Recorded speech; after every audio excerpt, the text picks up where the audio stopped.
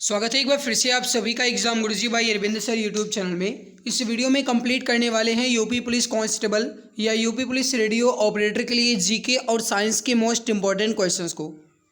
देखिए, मैं एक बात आपको और बता दूं कि ये क्लास जो है ये अपनी अभी तो चल रही है, लेकिन हो सकता है कि मैं 2 दिन या 3 दिन बाद बंद कर दूं। अब आप सोच रहे होंगे मैं बंद क्यों कर दूंगा। भाई मैं आपको बता दूं कि जब से मैंने क्लास शुरू की है, या फिर कहा जाए जब से मैं आपके लिए मेहनत कर रहा हूं, आप सभी सपोर्ट तनिक भी नहीं कर रहे हैं। सब्सक्राइबर की संख्या घटती जा रही है। आखिर क्यों? मेहनत मैं आपके लिए ही कर रहा हूं। भाई मेहनत अगर नहीं अच्छी लग रही है तो बता दो, अगर कहीं कोई कमी है तो बता दीजिए, मैं उसमें सुधार करूँ। अगर कहीं भी कोई भी कमी है तो बताइए भाई, मैं अगली वीडियो में उसकी सुधार करूँगा। लेकिन प्लीज़ सपोर्ट कीजिए, मैं आपसे विनम्र निवेदन करता हूँ भाई, हाथ जोड़ के निवेदन है। हाँ, आपसे मैं एक तरीके से कहा जाए तो बहुत ज़्यादा रिक्वेस्ट कर रहा हूँ भाई कि आप ज़्यादा से ज़्यादा सपोर्ट कीजिए ताकि मैं आपके लिए और भी मदद कर पाऊँ। और एक बात मैं आपको और बता दूं गाइस कि मैंने पीडीएफ सुबह नहीं भेजी थी, उसके लिए रियली सॉरी मित्र, क्योंकि पीडीएफ जो है ये मैं इसलिए नहीं भेज पाया क्योंकि कुछ टेक्निकल समस्या थी। अब टेक्निकल समस्या क्या थी वो भी मैं आपको बता देता हूँ। पीडीएफ जो है अपनी वो गाइस कंप्लीट नहीं थी। कंप्लीट का मतलब है कि उसमें आंसर जो है टिक नहीं थे, ठीक है। हालांकि जो जीके है वो तो मैं नीचे एक्सप्लेन के साथ दे देता हूँ, लेकिन जो आंसर आपका मतलब साइंस का होता है उसे टिक करना पड़ेगा, क्योंकि उसका आंसर मैंने सबसे नीचे दिया है तो उसे मैं टिक करके दूंगा तो आपको ज़्यादा मेहनत नहीं करना पड़ेगा, आप आसानी से रिवाइज कर पाएंगे। तो वो मैं गाइस अभी क्लास खत्म होने के बाद उसकी भेज दूंगा और इस क्लास की पीडीएफ सुबह मैं आपको दे दूंगा। किसी भी तरीके से मैं कोशिश करके रात में भी जब भी मुझे टाइम मिलेगा मैं इसको कंप्लीट करके क्रेडिट करके मैं दे दूंगा, ठीक है। तो प्लीज़ मेरे भाई आपसे बिना निवेदन है कि सपोर्ट जरूर कीजिए ताकि मैं आपके लिए और भी मेहनत कर सकूँ, आपके लिए मैं आपकी और भी मदद कर सकूँ, ठीक है। तो चलिए आज के इस बेहतरीन लाजवाब क्लास की शुरुआत करते हैं। आपका मेन टारगेट जो है वो ये होना चाहिए भाई, इसे हर हाल में पाना है, अपने लक्ष्य को हर हाल में पाना है, ये आपका मेन मोटिव होना चाहिए। स्टार्ट करते हैं क्लास को। पहला क्वेश्चन है, यूपीएसआई परीक्षा में पूछा गया है, चंडीगढ़ के प्रशासक के रूप में किसकी नियुक्ति की जाती है। अब देखिए, घना आसान सवाल ये पूछा गया। अब सोच रहे होंगे घना आसान, मेरे प्यारे भाई चंडीगढ़ के प्रशासक के रूप में। अब यहाँ पर आप पहले ये बताइए कि चंडीगढ़ जो है ये कहाँ की राजधानी है, तो आप क्या कहेंगे, पंजाब की राजधानी है। और पंजाब के जो राज्यपाल होंगे वही तो चंडीगढ़ के प्रशासक के रूप में काम करेंगे। तो राइट क्या हो जाएगा, पंजाब के राज्यपाल की। राइट क्या हो जाएगा आपका, ऑप्शन सी। यहाँ पे थोड़ा सा एक्सप्लेनेशन देख लीजिए। देखिए, चंडीगढ़ शहर का जो प्रशासनिक नियंत्रण है ये भारत सरकार के गृह मंत्रालय के पास है और वर्तमान में पंजाब का राज्यपाल ही चंडीगढ़ का प्रशासक होता है। चंडीगढ़ राज्य का प्रशासन संविधान के अनुच्छेद 239 के तहत नियुक्त किए गए प्रशासक के अधीन जो है कार्यरत है। आपके मन में ये सवाल उठ रहा होगा कि चंडीगढ़ के प्रशासक, हमें चंडीगढ़ से क्या मतलब है। भाई आपको मतलब रखना होगा क्योंकि ये यूपीएसआई बैच फर्स्ट 2017 की परीक्षा में पूछा गया है, तो आपसे भी पूछा जा सकता है। अगला सवाल देखिए, अगला सवाल है आपके सामने, 2017 में ये भी आया था। देखिए, मैं आपको बता दूं कि 2017 में क्वेश्चन का लेवल जो है ये काफ़ी ज़्यादा अच्छा था, काफ़ी हद तक अच्छा था 2017 में। 2021 में तो बहुत ही ईजी लेवल के सवाल पूछ ले गए, इस वजह से कट ऑफ भी हाई चली गई। हालांकि धांधली के स्तर भी हुई, इस वजह से कट ऑफ आई गई थी।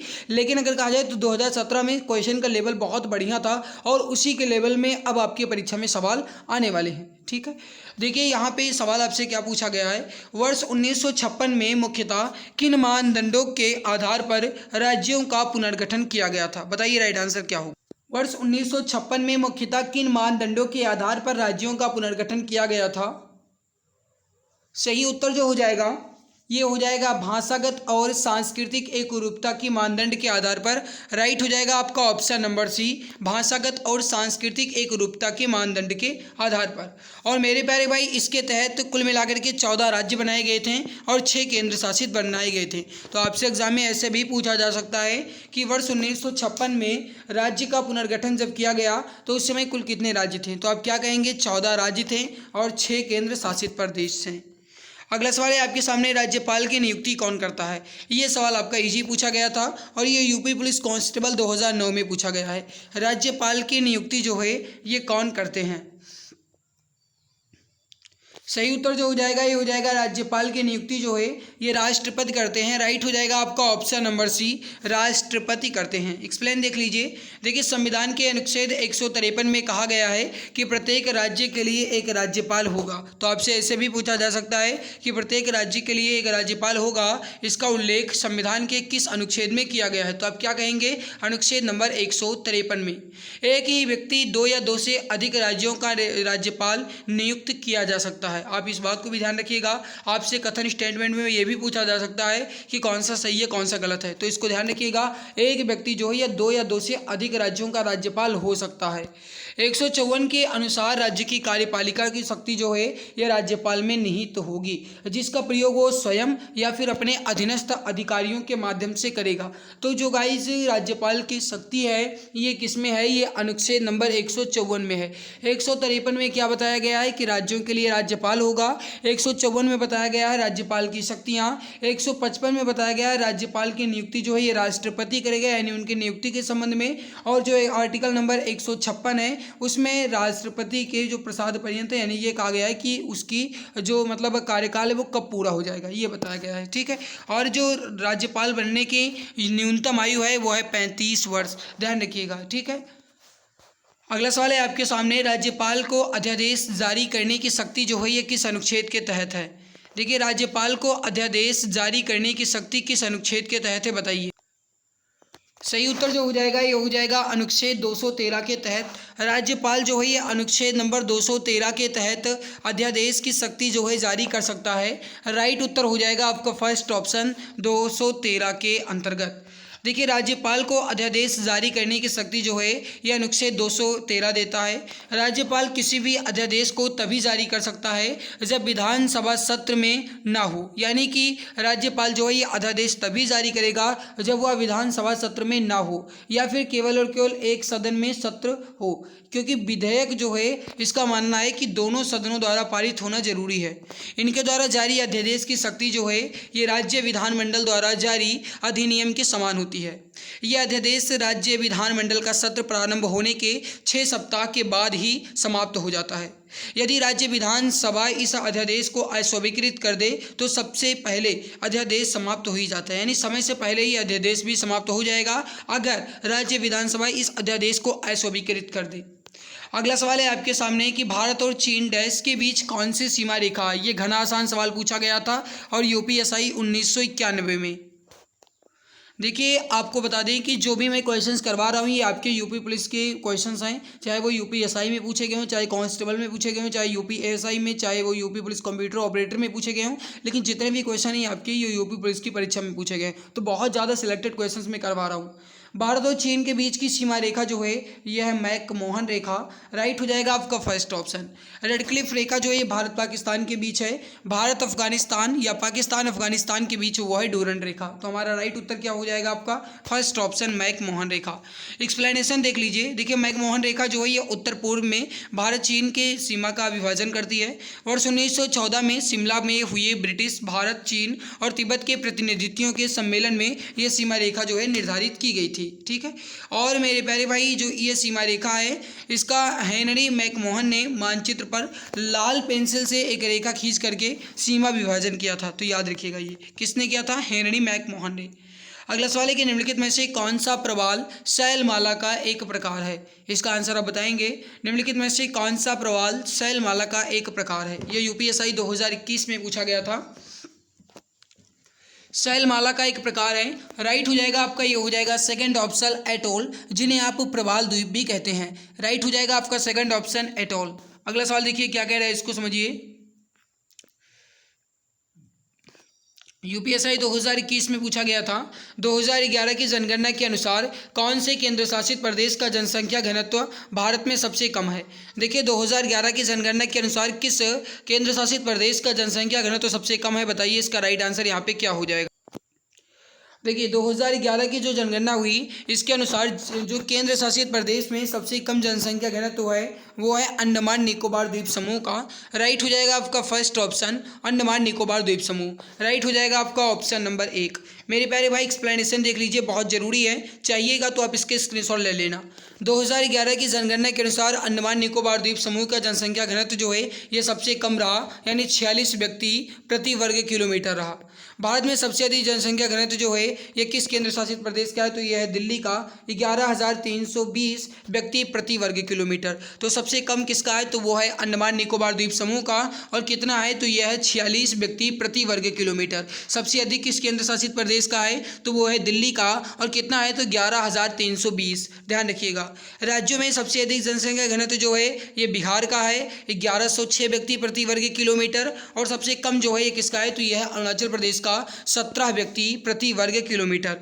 आपसे अगर एग्जाम में ये पूछा जाए, अगर केवल और केवल ये कह दिया जाए कि भारत में सबसे कम जनसंख्या घनत्व किस राज्य या केंद्र शासित प्रदेश का है, तो आप क्या कहेंगे, सबसे कम राज्य या केंद्र शासित प्रदेश, तब आप अरुणाचल प्रदेश को टिक करेंगे, क्योंकि अरुणाचल प्रदेश का जो जनसंख्या घनत्व है ये मात्र 17 व्यक्ति प्रति वर्ग किलोमीटर है। और दूसरे नंबर अगर कह दिया जाए आपसे कि केंद्र शासित प्रदेश में, तब आप कहेंगे अंडमान निकोबार द्वीप समूह का। ध्यान रखिएगा। और कुल मिलाकर के भारत का कह दिया जाए तो 382 व्यक्ति प्रति वर्ग किलोमीटर ये भारत का जनसंख्या घनत्व है। तो ये मोस्ट इंपॉर्टेंट था, अब इसका स्क्रीनशॉट जरूर ले लेना।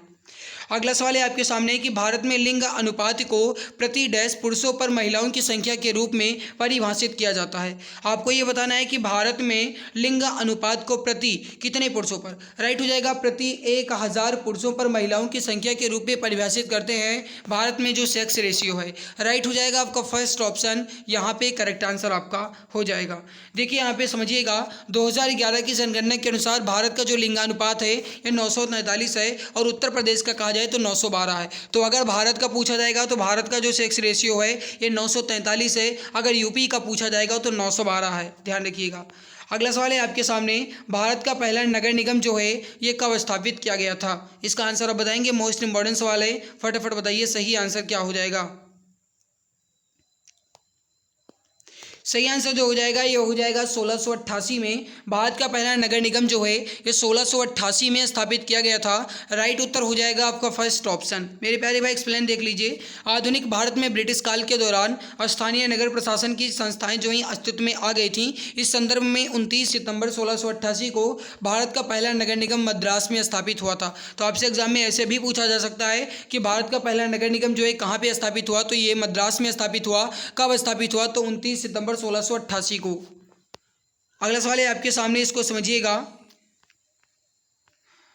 शायद चलिए मेरे प्यारे भाई, और आगे बढ़ने से पहले मैं आपको बता दूं, आप सभी के लिए मोस्ट इंपॉर्टेंट जानकारी है, ये 5000 से अधिक जीके के क्वेश्चंस की ई बुक है। इसमें 60% का डिस्काउंट चल रहा है, मात्र 39 रुपये में आपको ये ई बुक मिल जाएगी। सबसे खास बात यह है कि इसमें आपको सभी टॉपिक यानी history, geography, economic, constitution, science, physics, chemistry, biology और स्टैटिक जीके के 5000 क्वेश्चन तो मिलेंगे ही, साथ में एक्स्ट्रा पॉइंट्स भी मिल जाएगा। ई बुक का डेमो रिव्यू आप यहाँ पर देख लीजिए एक बार, कितनी बेहतरीन तरीके से बनाई गई। देखिए ये ई बुक आपको 60% डिस्काउंट के साथ मात्र 39 रुपये में देने का ये मेन मकसद इसलिए है ताकि मैं आपके अंदर से जीके विषय का डर जो है ख़त्म कर सकूं और काफ़ी हद तक आपका जीके जो है सही हो जाए। क्योंकि आप भी जानते हैं कि 39 रुपये में ना तो आप गरीब हो जाएंगे और ना ही मैं राजा हो जाऊँगा। लेकिन हाँ, अगर आप ये इस ई बुक को ले सकते हो तो ज़रूर ले लेना मेरे प्यारे भाई, क्योंकि आपका जीके विषय का डर जो है काफ़ी हद तक सही हो जाएगा। और देखिए 39 रुपये जो हैं ये रुपये नहीं होते हैं,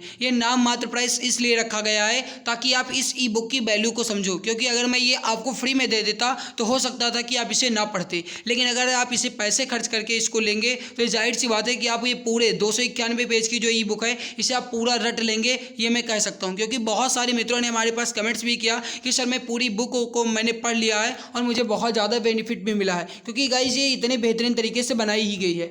देख सकते हो यूपी पुलिस रेडियो ऑपरेटर और यूपी पुलिस कांस्टेबल को टारगेट करके और यूपीएसआई परीक्षा को टारगेट करके ये बनाई गई है। और मेरे प्यारे भाई सबसे खास बात यह है कि इसमें जितने भी क्वेश्चन हैं सारे के सारे अपडेटेड हैं। और यहाँ पर एक बात और ध्यान दीजिए, जितने भी क्वेश्चन हैं अपडेटेड के साथ साथ इमेज और कलरफुल के साथ है, ताकि पढ़ने में मज़ा आए, बोरिंग बिल्कुल भी महसूस ना हो, आप अच्छे से और बेहतरीन तरीके से इसे समझ पाएँ। बहुत बेहतरीन तरीके से लाजवाब कंटेंट के साथ ये ई बुक बनाई गई। तो भाई अगर आपको लेना है तो दिए गए व्हाट्सएप नंबर 8948667652 8948 6676 52। इस पर आपको व्हाट्सअप करना है, यहाँ से आपको ये ई बुक मिल जाएगी। आप ई बुक लिख करके व्हाट्सअप कीजिएगा, आपको जस्ट रिप्लाई मिल जाएगा। बढ़ते हैं अगले सवाल की तरफ। यूपीएसआई 1999 में पूछा गया था कि सितारा देवी का संबंध जो है ये किससे है। घना आसान सवाल था, बताइए इसका सही आंसर क्या हो जाएगा। देखिए सितारा देवी जो है कथक शास्त्रीय नृत्य से संबंधित हैं और कथक शास्त्रीय नृत्य जो है ये आपके उत्तर प्रदेश का है। ध्यान रखिएगा, राइट हो जाएगा आपका उत्तर प्रदेश के कथक नृत्य से संबंधित हैं सितारा देवी।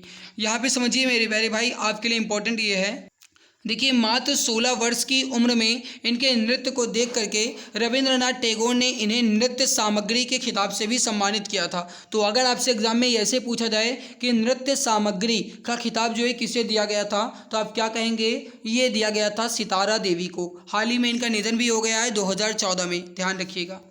अगला सवाल है आपके सामने, अल्लाह रखा जो है ये कौन सा वाद्य यंत्र बजाते हैं, या फिर अल्लाह रखा का जो संबंध है ये किस वाद्य यंत्र से है। राइट हो जाएगा आपका, ये हो जाएगा तबला। तबला से संबंधित हैं अल्लाह रखा। राइट हो जाएगा आपका, ये हो जाएगा ऑप्शन नंबर सी। यहाँ पे समझिए अल्लाह रखा जो है इनका जन्म 29 अप्रैल 1919 को हुआ था। मेरे प्यारे भाई 29 अप्रैल 1919 को हुआ था। आपसे एग्जाम में ऐसे भी पूछा जाए अगर कि जो भारत का मतलब नृत्य दिवस है ये किस दिन मनाते हैं, तो आप क्या कहेंगे 29 अप्रैल को। आ गया तो ध्यान भी आ गया। मृत्यु जो है ये 3 फरवरी सन 2000 को हो गई थी और ये सर्वश्रेष्ठ एकल संगीत वादकों में से एक थे। कुरैशी अल्लाह रखा को संगीत के क्षेत्र में महत्वपूर्ण योगदान के लिए 1977 में पद्मश्री से भी सम्मानित किया गया था। तो आपसे एग्जाम में ऐसे भी पूछा जा सकता है कि अल्लाह रखा को पद्मश्री से कब नवाजा गया, तो आप क्या कहेंगे 1977 में। मोहिनीअट्टम नृत्य जो है ये किस राज्य का है, बताइए इसका राइट आंसर क्या हो जाएगा। मोहिनीअट्टम नृत्य जो है किस राज्य का है, फटाफट बताइए करेक्ट आंसर यहाँ पे क्या हो जाएगा। समझिए मेरे प्यारे भाई मोहिनीअट्टम जो है ये आपका एक शास्त्रीय नृत्य यानी क्लासिकल डांस है और ये जो है ये है केरल का। राइट हो जाएगा आपका, ये हो जाएगा केरल का। आंध्र प्रदेश का बात की जाए तो आंध्र प्रदेश का हो जाएगा, ये हो जाएगा आपका कुचिपुड़ी। तमिलनाडु का मेरे प्यारे भाई कहा जाए तो भरतनाट्यम और उड़ीसा का जो हो जाएगा ये ओडिसी हो जाएगा। अगला सवाल है आपके सामने, उदय शंकर जो हैं ये किस वाद्य यंत्र से संबंधित हैं। अब देखिए यहाँ पे आपको बताना है, मोस्ट इम्पोर्टेंट सवाल है।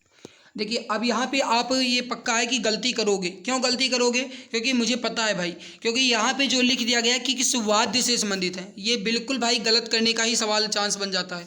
अब यहाँ पे कुछ बच्चे बांसुरी मारेंगे, कुछ शहनाई मारेंगे, कुछ तबला भी टिक मार सकते हैं, लेकिन सही जो है ना ये है नृत्य, क्योंकि उदय शंकर जो है ये एक नर्तक थे भाई, ये वाद्य यंत्र से संबंधित थे ही नहीं। भले ही वाद्य लिखा गया, वाद्य का मतलब ही आपका हो जाता है कि जो संगीत कला क्षेत्र है उससे संबंधित हो जाएगा। तो यहाँ पे क्या हो जाएगा, नृत्य से संबंधित थे। ठीक है, इस बात को आप ध्यान रखिएगा। अगला सवाल देखते हैं, केंद्रीय सतर्कता आयुक्त की नियुक्ति जो है ये कौन करता है। यूपीएसआई 2021 में पूछा गया है, ये 15 नवंबर को पूछा गया तृतीय पाली में, और उसके बाद 5 दिन बाद 20 नवंबर को भी पूछ लिया गया। केंद्रीय सतर्कता आयुक्त की नियुक्ति कौन करता है, मोस्ट इंपॉर्टेंट सवाल है, बताइए राइट आंसर यहाँ पे क्या हो जाएगा। राइट हो जाएगा प्रेसिडेंट ऑफ इंडिया यानी भारत के राष्ट्रपति। भारत के राष्ट्रपति जो है ये केंद्रीय सतर्कता आयुक्त की नियुक्ति करते हैं। राइट हो जाएगा आपका, ये हो जाएगा सेकंड ऑप्शन, भारत के राष्ट्रपति। मेरे प्यारे भाई यहाँ पे आप समझिए, अब एक्सप्लेन आप इसको देख लीजिएगा, कोई खास ज़्यादा ज़रूरी नहीं है, अब इसको अगर चाहें तो जरूर देख लेना। अगला सवाल है कि भारत में नोटबंदी जो है ये वर्ष 1946 में हुई और उसके बाद 1978 में हुई थी। किस तिथि को तीसरा नोटबंदी हुआ था, इसका बताएंगे। अब देखिए तीसरी बात की जा रही है, ठीक है। पहला जो हुआ 1946 में हुआ, दूसरा 1978 में हुआ, तीसरा जो हुआ ये 8 नवंबर 2016 का हुआ था और इसमें 500 और 1000 के नोट जो हैं ये बंद किए गए थे। तो राइट क्या हो जाएगा, 8 नवंबर 2016 को। जो भी मित्र यहाँ पे बता रहे हैं ऑप्शन नंबर है 8 नवंबर 2016 बिल्कुल सही आंसर हो जाए। एक बात मैं आपको और बता दूं, क्योंकि कल हमारे पास एक बच्चे ने कमेंट्स किया ऑफलाइन कमेंट्स में कि ऐसी क्लास का क्या मतलब जब आप कमेंट नहीं देखते हैं। तो देखिए भाई, मैं कमेंट आपका देख भी नहीं सकता हूं, ठीक है। आप ऑफलाइन कमेंट्स कीजिएगा, आपको रिप्लाई तुरंत मिलता है, आप ऑफलाइन कमेंट करें। और दूसरी बात, आपका कोई भी क्लास देखो आप, मैं ये नहीं कहता कि आप हमारी ही क्लास देखो, आप किसी की भी क्लास देखते हो यूट्यूब पर, आपको ज़्यादा से ज़्यादा कोशिश करना है कि आप कमेंट ना ही करें। अगर आप कमेंट करते हैं, कहीं कोई डाउट है तो आप ऑफलाइन कमेंट कर दिया करें। ये पक्का है भाई कि ऑफलाइन जब आप कमेंट करोगे तो उसका रिप्लाई तो मिलेगा ही। और अगर आप लाइव चैट में कमेंट करते रहते हो, ऐसे फालतू के कमेंट करते रहते हो, तो ये पक्का है मेरे प्यारे भाई कि आप उस क्वेश्चन को समझ नहीं पा रहे हो। हाँ, अगर आप यहाँ पे MCQs देख रहे हो, जैसे लिखा है भारत में नोटबंदी कब हुई, तो आप जानते हैं कि ऑप्शन नंबर ए सही है, तो चलो ए आपने कमेंट में लिख दिया, वो बात अलग है। लेकिन अगर आप यहाँ पे लिखते हो ए, उसके बाद कहते हो हाय आप कहाँ से हैं, हेलो आप कहाँ से हैं, है ना, अपना नंबर दीजिए, कैसे हैं, खाना खाया नहीं, पानी पिया नहीं, तो ये सब अगर आप करते हो तो भाई पक्का है कि आप आगे चल करके भाई बहुत ज़्यादा पछताओगे। भले ही आपको हमारी ये बात बुरी लगी हो, माफ़ करना, लेकिन ये बात सच है। आप ऑफलाइन कमेंट कुछ भी करना है तो ऑफलाइन कमेंट करो। अगर ज़्यादा से ज़्यादा कोशिश करना है, कहीं कोई डाउट है तो आप गाइस पर्सनली मैसेज कर सकते हो, ठीक है। लाइव चैट में फालतू का मैसेज कभी ना करें, हमारे ही क्लास में नहीं, किसी के भी क्लास में लाइव चैट में कभी भी फालतू मैसेज ना करें, तभी आप सिलेक्शन के करीब ही पहुंच सकते हो मित्र। अगला सवाल है आपके सामने कि कर प्रणाली के तहत अघोषित आय की चोरी करने वालों की जांच के लिए विमुद्रीकरण के तुरंत बाद कौन सा अभियान शुरू किया गया। देखिए, कर प्रणाली के तहत अघोषित आय की चोरी करने वालों की जांच के लिए विमुद्रीकरण के तुरंत बाद कौन सा अभियान शुरू किया गया। स्वच्छ धन अभियान राइट हो जाएगा आपका फर्स्ट ऑप्शन, स्वच्छ धन अभियान जो है शुरू किया गया था। अगला सवाल है आपके सामने, इसको समझिएगा। किस देश ने यौन शोषण के शिकार लोगों के लिए संयुक्त राष्ट्र के कोष को पहला योगदान दिया था। राइट हो जाएगा चीन ने, सॉरी भारत ने, ठीक है। ये आपका मतलब 2017 का करंट अफेयर था, तो ये बहुत ज़्यादा खास भी नहीं है। आगे बढ़ते हैं, अगला सवाल देखते हैं। गारो पहाड़ियाँ जो हैं कहाँ पे स्थित हैं, इसका आंसर आप बताएंगे। तो बताइए भाई, गारो की पहाड़ियाँ जो है कहाँ स्थित है। देखिए, गारो, इसके अलावा गाइस कहा जाए तो खासी, इसके अलावा कहा जाए तो जयंतिया, ये तीन ऐसी पहाड़ियाँ हैं जो बार बार एग्जाम में पूछी जाती हैं, और मैं फिर से कह सकता हूँ कि आपके एग्जाम में आ सकती है, ठीक है, पूछा जाएगा, किसी न किसी शिफ्ट में पूछा जाएगा, ऐसी मेरी अंतरात्मा कह रही है। गारो पहाड़ियाँ जो हैं मेघालय की हैं। राइट हो जाएगा आपका ऑप्शन नंबर वी। अगला सवाल है कि निम्न में से किस पर्वत को ब्लू माउंटेन कहा जाता है। इसका आंसर आप बताएंगे। निम्न में से किस पर्वत को ब्लू माउंटेन कहा जाता है। राइट हो जाएगा आपका, ये हो जाएगा फोंगपुई पर्वत को। करेक्ट हो जाएगा आपका ऑप्शन नंबर डी। अगला सवाल है कि नीलगिरी पर्वत जो है ये निम्नलिखित में से किस प्रकार के पर्वत का प्रतिनिधित्व करता है। इसका आंसर आप बताएंगे। राइट आंसर क्या। नीलगिरी पर्वत जो है निम्न में से किस प्रकार के पर्वत का प्रतिनिधित्व करता है। राइट हो जाएगा आपका, ये हो जाएगा फॉल्ट पर्वत का। करेक्ट हो जाएगा आपका ऑप्शन सी, फॉल्ट पर्वत। अगला सवाल देखिए, निम्नलिखित में से कौन सा भारत का सबसे स्थिर पठार है। आपको बताना है इसमें से भारत का सबसे स्थिर पठार कौन सा है। सही आंसर जो हो जाएगा ये हो जाएगा दक्कन का पठार। ऑप्शन सी करेक्ट आंसर हो जाएगा, दक्कन का पठार। अगला सवाल देखिए, अगला सवाल है कि सिंधु जल संधि भारत को डैश डैश और डैश नदियों के जल का उपयोग करने की अनुमति देता है। आपको ये बताना है कि सिंधु जल जो है, ये जो सिंधु जल संधि है, ये भारत को किस किस नदी के जल का उपयोग करने की अनुमति देता है। सही आंसर जो हो जाएगा ये हो जाएगा रावी, ब्यास और सतलज नदी। राइट हो जाएगा आपका ऑप्शन बी, रावी, ब्यास और सतलज नदी। यहाँ पे समझिएगा, विश्व बैंक की मदद से भारत और पाकिस्तान के मध्य जो 9 साल की बातचीत के बाद 1960 में सिंधु जल समझौता हुआ, इसमें हस्ताक्षर हुए और कहा गया कि इस संधि के तहत जो पूर्वी नदियां हैं रावी, ब्यास और सतलज, इसको भारत को आवंटित किया गया, जबकि जो पश्चिमी नदियां हैं सिंधु की, जैसे सिंधु की जो पश्चिमी है सिंधु, चेनाब और झेलम, ये नदियाँ जो हैं पाकिस्तान को आवंटित किया गया था। यह संधि जो है प्रत्येक देश को संबोधित दूसरे देश को आवंटित नदियों पर कुछ जल उपयोग करने की अनुमति भी देती है। अगला सवाल देखते हैं। अगला सवाल है कि मुंडा भाषा जो है ये किस समूह से संबंधित है। क्वेश्चन की क्वालिटी अच्छी है। राइट हो जाएगा आपका, ये हो जाएगा ऑस्ट्रो एशियाई से। करेक्ट हो जाएगा आपका फर्स्ट ऑप्शन। अगला सवाल देखिए, निम्नलिखित में से कौन सा पड़ोसी देश एक भूमिबंध देश है। इंपॉर्टेंट सवाल है, बताइए राइट आंसर क्या होगा। बताना है कि इसमें से कौन सा पड़ोसी देश एक भूमिबंध देश है। सही उत्तर जो हो जाएगा यहाँ पे ये हो जाएगा आपका भूमिबंध देश जो है, यानी कि लैंड लॉक्ड कंट्री जो है, ये आपकी हो जाएगी भूटान। करेक्ट आंसर क्या हो जाएगा आपका Bhutan. Option C correct answer यहाँ पे हो जाएगा। भारतीय दंड संहिता का समुद्र में क्षेत्राधिकार जो है ये कहाँ तक फैला है। सही आंसर हो जाएगा आपका, ये हो जाएगा 12 मील तक, 12 समुद्री मील तक। ऑप्शन सी करेक्ट आंसर हो जाएगा 12 समुद्री मील। बनिहाल रेलवे सुरंग जो है कहाँ है। जल्दी जल्दी बता दीजिए भाई, इसके बाद हम साइंस को शुरू कर दें। बनिहाल रेलवे सुरंग जो है कहाँ पर है? सही उत्तर जो हो जाएगा ये हो जाएगा पीर पंजाल रेंज में। ऑप्शन डी करेक्ट आंसर हो जाएगा पीर पंजाल रेंज में। तो यहाँ पे गाइस मैंने आपके जो जीके के क्वेश्चंस हैं ये कंप्लीट कर लिए हैं। आई होप ये जीके के क्वेश्चंस आपको अच्छे लगे होंगे। भाई अगर अच्छे लगे तो लाइक ज़रूर कर दीजिए, क्योंकि आप जानते हैं कि आपके लाइक और आपके शेयर साथ में आपके सब्सक्राइब से ही मुझे मोटिवेशन मिलता है। तो प्लीज़ अगर आप अभी तक क्लास को लाइक नहीं किए तो भाई लाइक ज़रूर कर दीजिए, और अगर आप चैनल पर पहली बार आए हो तो सब्सक्राइब कर लेना, ताकि आने वाली हर एक नई क्लास की नोटिफिकेशन जो है ये आपको समय से मिला करे। तो गाइज़ आप सब्सक्राइब जरूर कर लेना, ताकि नोटिफिकेशन जो है ये आपको समय से मिला करे।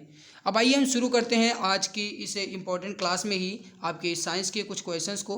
और यहाँ पे मैं बता दूं कि जो मैंने साइंस के क्वेश्चंस करवा रहा हूँ भाई, ये आपके टीसीएस द्वारा पूछे गए हैं। साइंस जो है टीसीएस द्वारा पूछे गए हैं, ठीक है। चलिए शुरू करते हैं।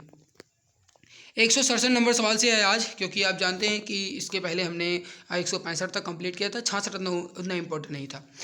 यदि एक भौतिक मात्रा की इकाई एम्पियर मीटर प्रति सेकंड वर्ग है तो उसकी विमा जो है क्या होगी? इसका आंसर आप बताएंगे। बताइए इसका सही आंसर क्या होगा? सही आंसर जो हो जाएगा ये हो जाएगा LT के पावर -2। राइट हो जाएगा आपका फर्स्ट ऑप्शन। अगला देखिए, ये शायद हाँ न्यूमेरिकल है, तो इसको आपको सॉल्व करना होगा। ये मैंने पहले भी बताया भाई, ये 2-3 सवाल आपके बार बार पूछे जा रहे हैं, और ये सवाल बहुत ईजी है। हालांकि आप कहा जाए तो इतना आप आसानी से बता सकते हैं। न्यूटन के गति विषय द्वितीय नियम इसमें भी लगेगा, और 2-3 दिनों से मैं यही बता रहा हूँ आपको। अब अगर आप नहीं ध्यान देते हैं तो भाई गलती आपकी है। सवाल पहले समझो फिर बात करते हैं। सवाल क्या कह रहा है कि यदि 3 किलोग्राम द्रव्यमान वाली वस्तु पर 6 न्यूटन का बल लगाया जाता है तो उससे उत्पन्न होने वाली त्वरण का मान ज्ञात करें।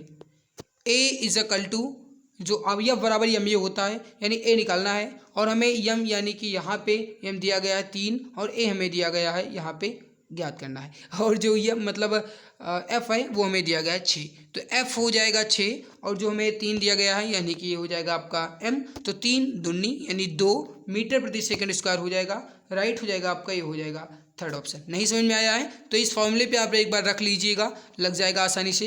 A = F/m आपका बन जाएगा। इसी पूरी वैल्यू को यहाँ पे पुट कर देना है। अगला देखो, यदि किसी वस्तु का वेग दोगुना कर दिया जाता है तो संवेग जो है कैसा होगा?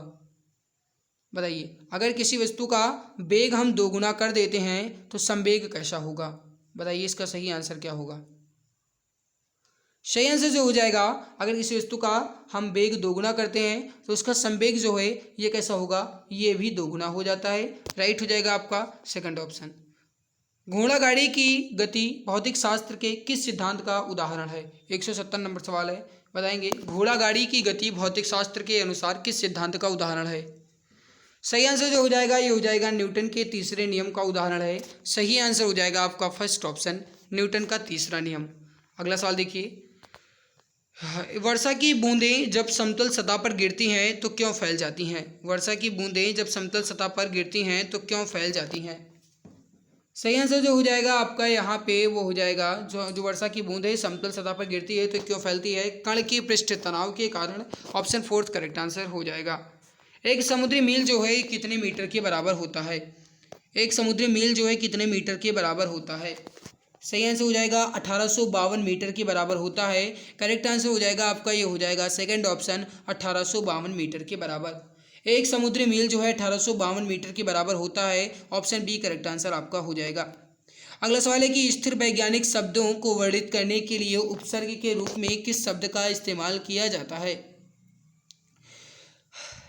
बताइए राइट आंसर क्या हो जाएगा? भाई अगर मेहनत अच्छी लग रही है तो लाइक कर दो। आपके लाइक, आपके शेयर, आपके सब्सक्राइब से ही मुझे मोटिवेशन मिल रहा है, इतना समझो। स्थिर वैज्ञानिक शब्दों को वर्णित करने के लिए उपसर्ग के रूप में किस शब्द का प्रयोग करते हैं? तो आइसो शब्द का प्रयोग किया जाता है। राइट हो जाएगा थर्ड ऑप्शन। हाइटेज जो है किसकी एसआई यूनिट है? बहुत ईजी सवाल है, बताइए राइट आंसर क्या हो जाएगा? हाइटेज जो है ये आपके फ्रीक्वेंसी यानी आवृत्ति का एसआई मात्रक होता है। करेक्ट आंसर हो जाएगा आपका ऑप्शन नंबर बी, आवृत्ति। अगला सवाल देखिए, और 4 के 4 ऑप्शन देख लीजिए। अगला सवाल है कि जब किसी तरह पदार्थ पर दबाव लगाया जाता है तो दबाव परिवर्तन बिना किसी नुकसान के द्रव के प्रत्येक भाग में फैलता है। निम्नलिखित में से कौन सा नियम इस घटना की अच्छे से व्याख्या करता है?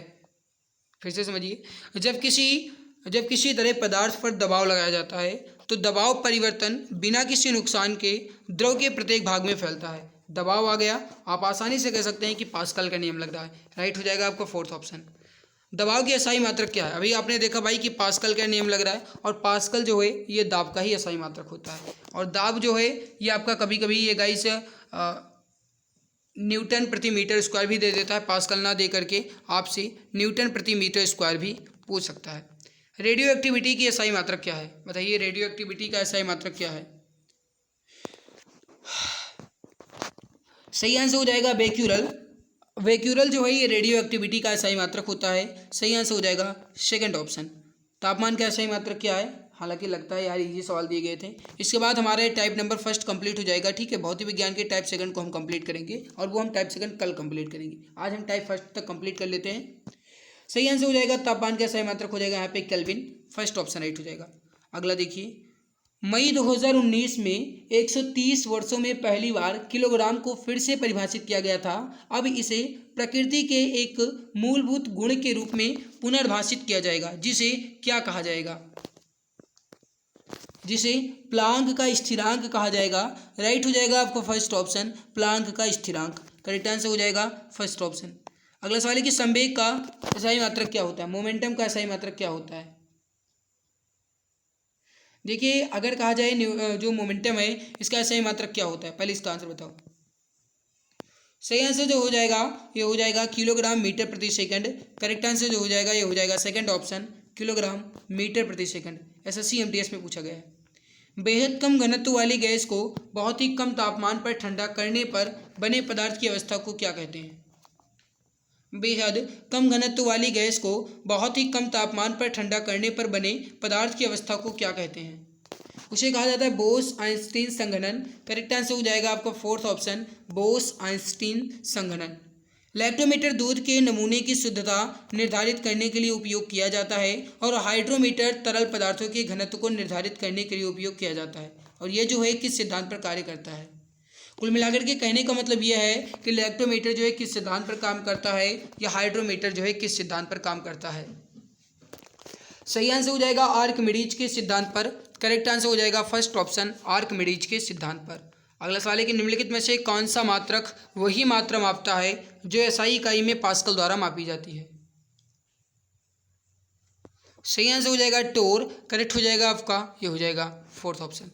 अगला सवाल देखिए, तापमान का एसआई मात्रक क्या है? सवाल वही है, और ये शायद रिपीटेड है क्या? नहीं, रिपीटेड तो नहीं है, लेकिन हाँ ये अलग पूछा गया है। ये दिल्ली पुलिस में पूछा गया है, वो आपका CHSL में पूछा गया था। मतलब भाई सवाल वही है। अब इतना तो आपको यहाँ पे थोड़ा सा आइडिया लग गया होगा कि सवाल आपके रिपीट भी हो सकते हैं। तापमान का एसआई मात्रक होता है केल्विन। राइट हो जाएगा थर्ड ऑप्शन, केल्विन। अगला देखिए, निम्नलिखित में से किस वैज्ञानिक ने सापेक्षता का सिद्धांत प्रतिपादित किया था? हमें लगता है कि आज जो है ये आपके साइंस के क्वेश्चंस कुछ इजी रखे गए थे। भाई कुछ नहीं, काफ़ी हद तक इजी था आज का साइंस क्वेश्चन। तो आज के साइंस में तो स्कोर आपका अच्छा होना चाहिए। हाँ, जीके का लेवल हाई था, लेकिन जो साइंस के क्वेश्चन है बहुत ही लो लेवल के थे, इतना समझो। सापेक्षता का सिद्धांत जो है अल्बर्ट आइंस्टीन ने दिया था। राइट हो जाएगा आपका फोर्थ ऑप्शन। दिल्ली पुलिस में ये भी पूछा गया है। निम्नलिखित में से किसकी विमा रैखिक संवेग के बराबर होती है? किसकी विमा रैखिक संवेग के बराबर होती है? सही उत्तर हो जाएगा आवेग। आवेग की विमा जो है ये संवेग के बराबर होती है। राइट हो जाएगा आपका ये हो जाएगा फर्स्ट ऑप्शन। अगला सवाल देखिए, एक बाह्य अभिकरण या एजेंसी है जिसे किसी निकाय पर प्रयुक्त करने से निकाय की स्थित अवस्था या समान चाल में परिवर्तन होता रहता है। पता है इसका राइट आंसर क्या होगा? समझिए फिर से, तब फिर आंसर दीजिए। राइट हो जाएगा आपका ये हो जाएगा बल। फोर्थ ऑप्शन करेक्ट हो जाएगा। अगला देखिए, न्यूटन का निम्नलिखित में से कौन सा नियम बल की परिमाणात्मक व्याख्या करता है? अब जस्ट मैंने कई बार बताया कि न्यूटन का दूसरा नियम है। राइट हो जाएगा सेकंड ऑप्शन, न्यूटन का दूसरा नियम। CGL 2022 में इतना आसान सवाल पूछा गया था। दो बिंदुओं के बीच विभवांतर ज्ञात करने का सही सूत्र क्या है? राइट हो जाएगा आपका ये हो जाएगा V = W/Q, यानी कि यहाँ पे जो हो जाएगा आपका ये हो जाएगा V = W/Q। करेक्ट हो जाएगा आपका फोर्थ ऑप्शन। तो इसके बाद हम शुरू करेंगे टाइप नंबर सेकंड, और इसकी शुरुआत कल से होगी। तो आज की क्लास कैसी लगी? PDF आपको ये मिल जाएगी। हाँ, आज से मैंने एक नया सोचा है भाई कि PDF जो है ये आपको साइंस की मिलेगी वो आपको अब मिलेगी एक्सप्लेनेशन के साथ। देख लो कितने बेहतरीन तरीके से एक्सप्लेन करके मैंने ये PDF आपके लिए तैयार की है। और ये PDF जो है ये कल सुबह आपको मिल जाएगी, और कल वाली PDF जो है ये आज मैं दे दूंगा, और आज वाली PDF जो है कल आपको मिल जाएगी। हाँ, PDF मिलती कहाँ पे है तो ध्यान दीजिए, टेलीग्राम चैनल एग्जाम गुरुजी भाई अरविंद सर के नाम से है, वहाँ पे PDF मिल जाएगी। डिस्क्रिप्शन में लिंक दी गई है, वहाँ से ज्वाइन कर लेना। आज की हमारी क्लास आपको कैसी लगी कमेंट्स में एक बार अच्छा सा कमेंट करके बता दीजिए भाई। ऑफलाइन कमेंट्स करते हो तभी मुझे पता चलता है कि आप कितने अच्छे कमेंट करते हो, कितना आपके लिए मैं मेहनत कर रहा हूँ, आप उतना कितना समझ पाते हो। ठीक है, तो अगर अच्छी लगी तो लाइक ज़रूर कर देना, और चैनल पर पहली बार आए हो तो सब्सक्राइब कर लो, ताकि आने वाली हर एक नई क्लास की नोटिफिकेशन आपको मिला करे। आपको ये ना देखने की ज़रूरत पड़े कि लाइव चल रही है या नहीं चल रही है, जैसे ही अपनी क्लास स्टार्ट हो नोटिफिकेशन आपके पास पहुँचे और आप तुरंत क्लास में धड़ाधड़ पहुंच जाओ। तो भाई अगर आप अभी तक